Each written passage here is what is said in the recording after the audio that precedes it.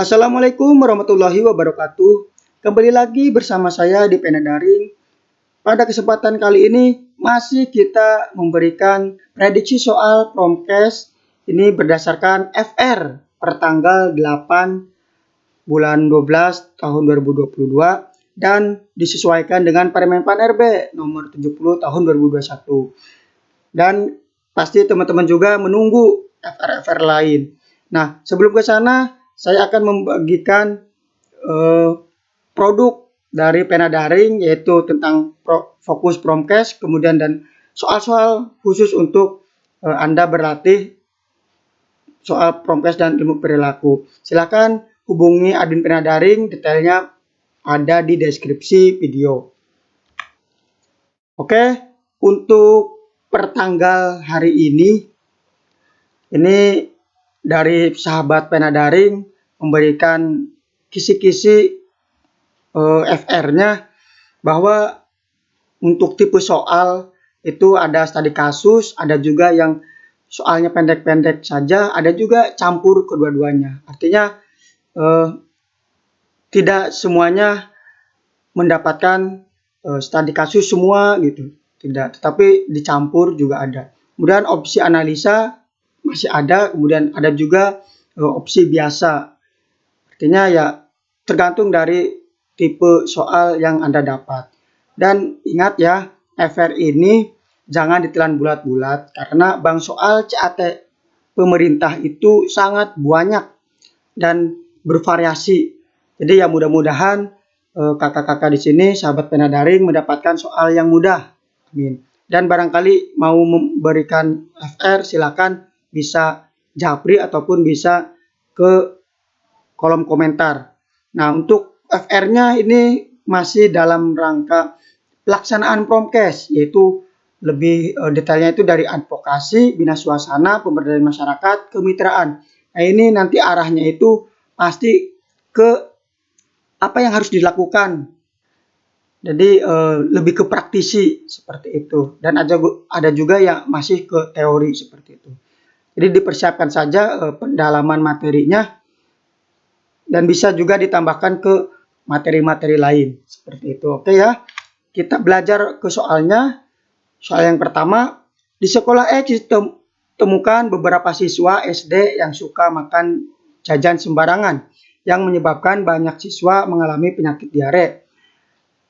Anda sebagai promotor kesehatan akan melaksanakan promosi kesehatan tentang jajanan sehat.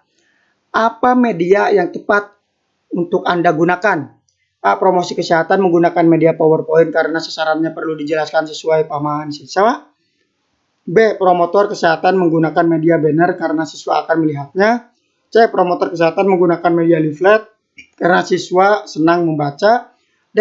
Promotor kesehatan menggunakan media booklet karena siswa suka di perpustakaan. E. Promotor kesehatan menggunakan media poster agar siswa melihat jelas yang ditempel di dinding kelas. Jawabannya apa teman-teman? Ya, jawabannya adalah yang A.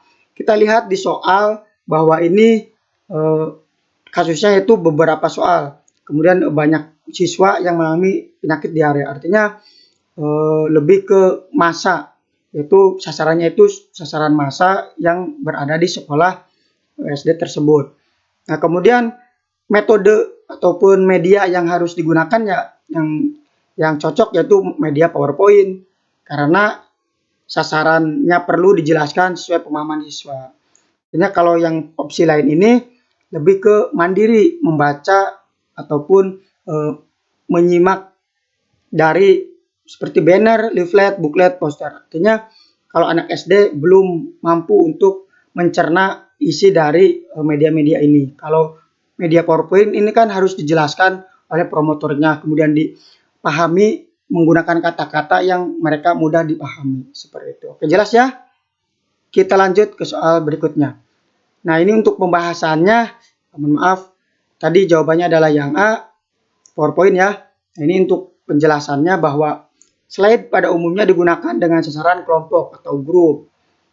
Nah, kemudian untuk banner ini suatu media informasi non personal.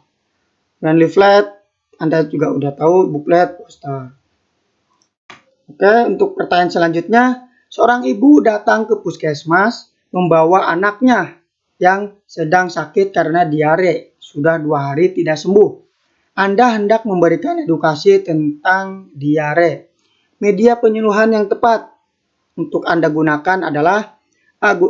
Gunakan media PowerPoint agar edukasi lengkap dan jelas. B. Gunakan media leaflet agar ibu bisa membacanya di rumah. C. Gunakan media flipchart agar dijelaskan langsung ketika konsultasi. D. Gunakan media brosur agar anggota keluarga juga tahu info diare. E. Gunakan media banner agar ibu bisa memasangnya di depan rumah. Jawabannya apa teman-teman? Ya, jawabannya adalah yang C.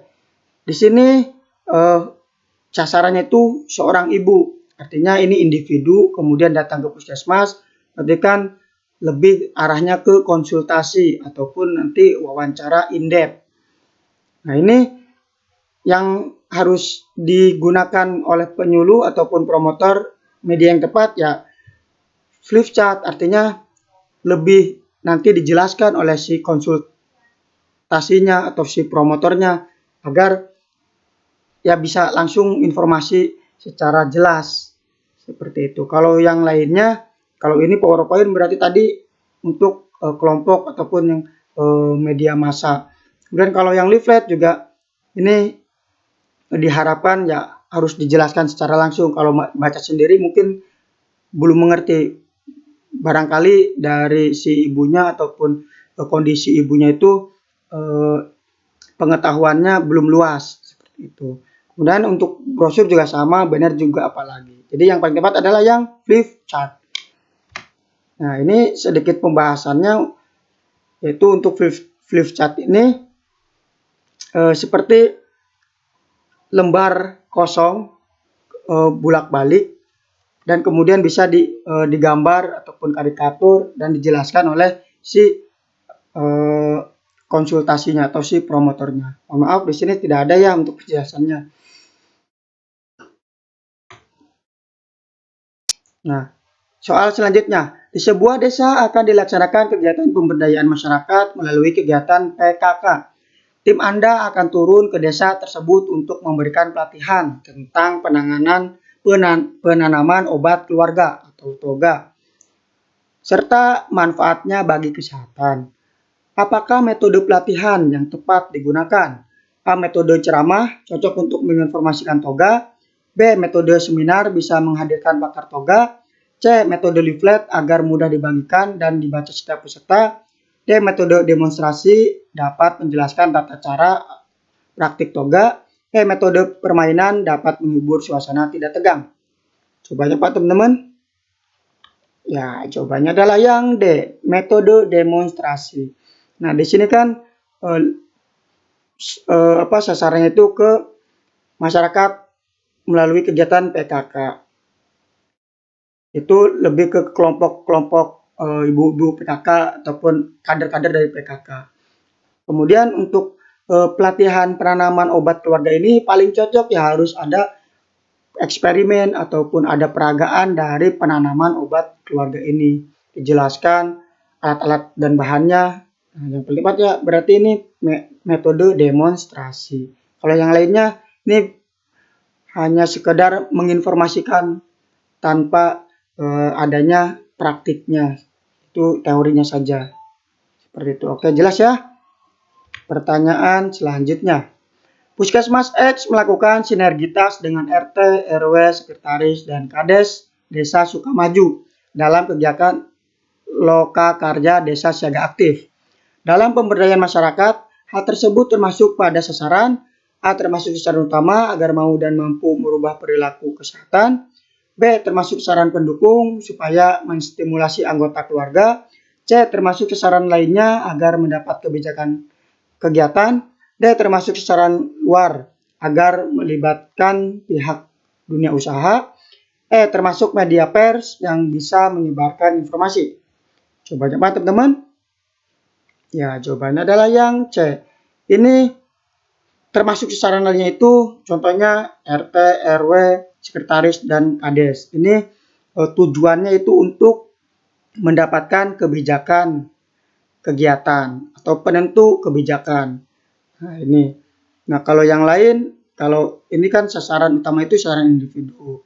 Kemudian contohnya ya ibu hamil, ibu menyusui, anggota keluarganya dan sebagainya. Kalau untuk sasaran pendukung ini lebih ke kelompok, komunitas, kemudian organisasi profesi dan sebagainya.